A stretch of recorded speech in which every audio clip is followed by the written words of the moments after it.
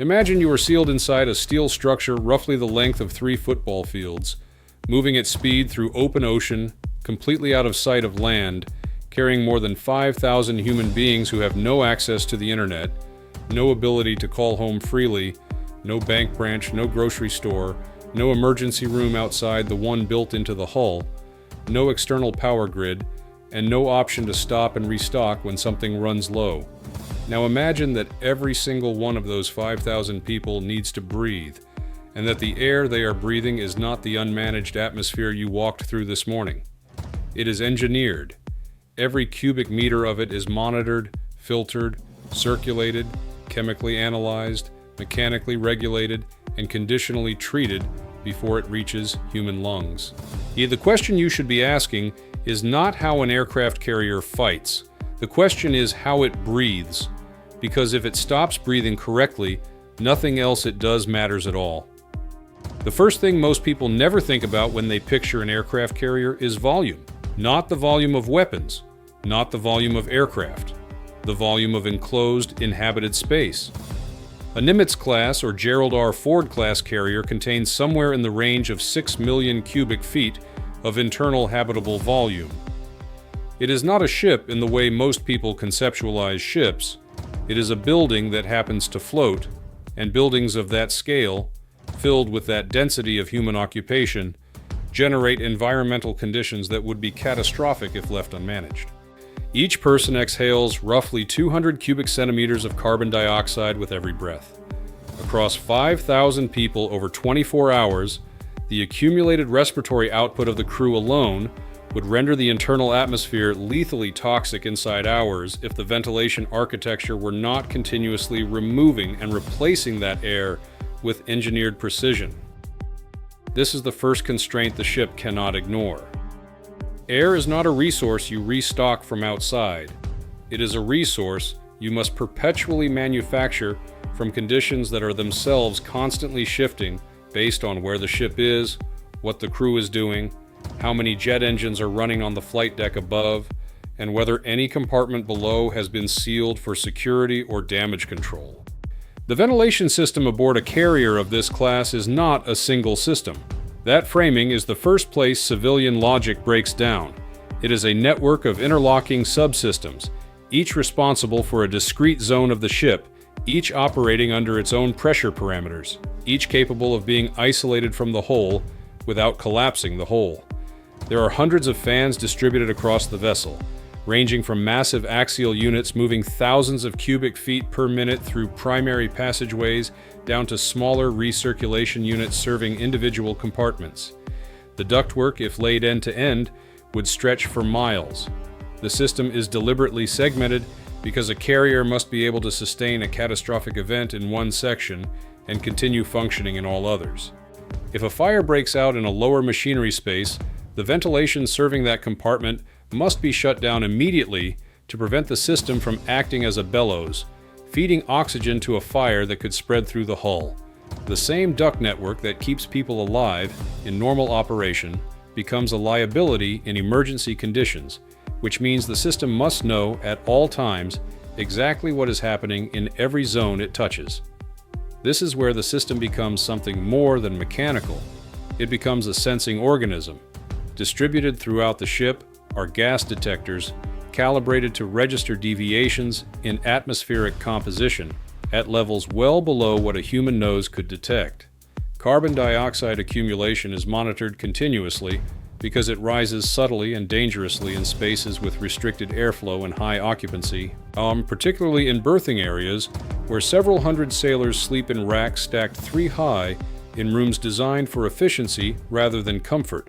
Carbon monoxide is an equally persistent threat in a vessel where jet propulsion systems, generators, and vehicle engines operate simultaneously, and where exhaust pathways are engineered with great care, but never with absolute certainty. If you were sleeping in a lower berthing compartment during a prolonged high-tempo flight operation with the flight deck above cycling aircraft engines at sustained intervals, the air flowing through your compartment has already passed through a filtration and conditioning sequence designed specifically to intercept the combustion byproducts that would otherwise migrate downward through hull penetrations and poorly sealed structural gaps. You are breathing air that has been actively defended on your behalf, and you likely have no awareness of it. Here's what most people never consider about the geometry of this problem. A carrier does not operate in a single climate. It operates across the full range of Earth's maritime environments, sometimes within the span of a single deployment. A carrier moving from the North Atlantic into the Persian Gulf passes through zones of dramatically varying temperature, humidity, pressure, and particulate content. In the cold North Atlantic, the challenge is thermal management of interior spaces and preventing condensation from forming in critical electrical compartments. In the Persian Gulf, where surface temperatures can reach conditions that stress metal and human physiology simultaneously, the challenge reverses entirely. The air conditioning load required to maintain habitable internal temperatures while the ship is surrounded by an ambient thermal environment in excess of 40 degrees Celsius is staggering, and it cannot be borrowed from outside. The carrier generates its own cold.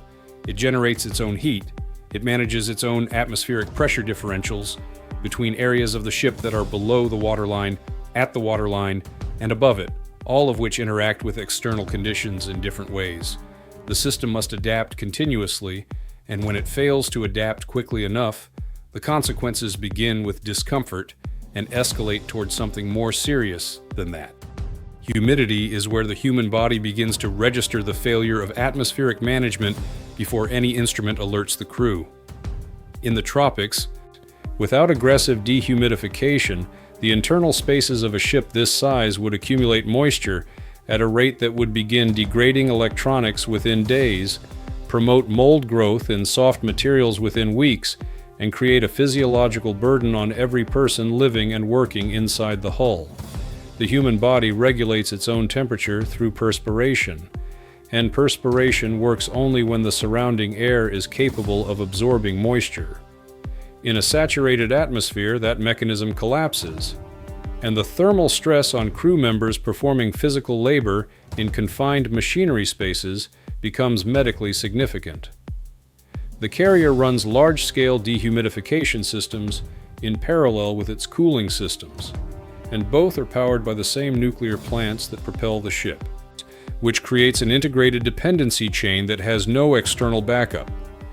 If the nuclear plant reduces output, every system on the ship must shed load in a negotiated sequence, and atmospheric management competes directly with propulsion, communications, weapons systems, and medical equipment for the power that remains.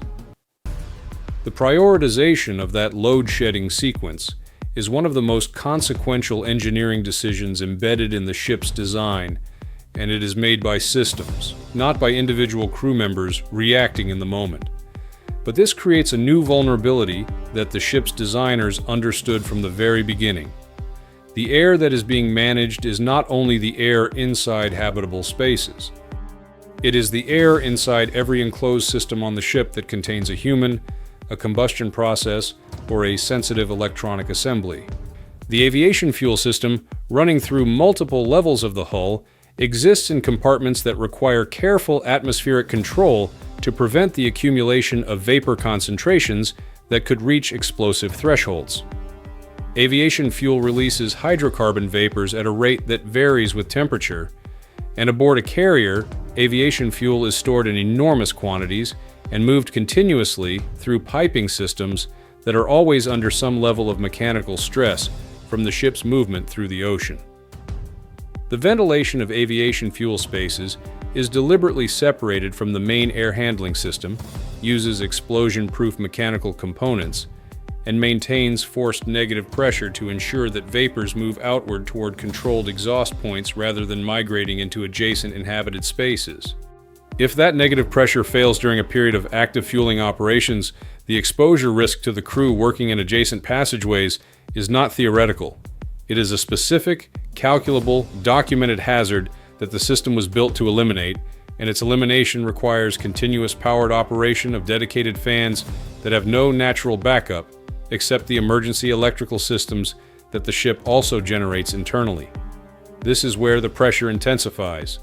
Everything on this ship that controls the atmosphere runs on electrical power. The ventilation fans, the gas sensors, the dehumidifiers, the air conditioning compressors, the fuel vapor exhaust systems, the medical oxygen generation equipment, the fire suppression controls tied into the ventilation network, all of it is electrical. And all of the electricity comes from reactors that are themselves housed in atmospheric environments that require careful management of temperature, humidity, and access-controlled air handling to maintain the safety parameters of nuclear operation. The reactor compartments have their own sealed ventilation loops that do not exchange air with the rest of the ship under normal conditions. They maintain their own pressure differentials. They are monitored with instruments that measure not only conventional atmospheric composition, but also radiation levels that would indicate a breach of containment before any other symptom appeared. If you were to map the airflow of the entire ship as a fluid dynamic diagram, the reactor compartments would appear as islands, isolated from the main circulatory system. Now we're managed by a parallel network that operates under its own logic and its own safety hierarchy. The people who work in those spaces live under a different atmospheric protocol than the rest of the crew, and the interface between their world and the rest of the ship is governed by systems designed to ensure that nothing crosses that boundary except the people authorized to cross it. 5,000 people is an abstraction until you start thinking about what they produce. Each person generates heat, moisture, carbon dioxide, and biological waste in quantities that are individually trivial and collectively enormous. The atmospheric management problem is inseparable from the thermal management problem, which is inseparable from the sanitation problem, which connects directly back to air quality through the ventilation of waste processing spaces, food preparation areas, and medical facilities. The ship's sickbay ventilates under negative pressure relative to surrounding passageways, exactly like a hospital isolation room, to prevent the airborne transmission of pathogens in an environment where 5,000 people cannot simply be sent home if they develop a respiratory illness. The kitchen exhaust systems handle the grease-laden air produced by feeding that population at continuous intervals across every hour of every day, routing it through filtration before it re-enters the general circulation.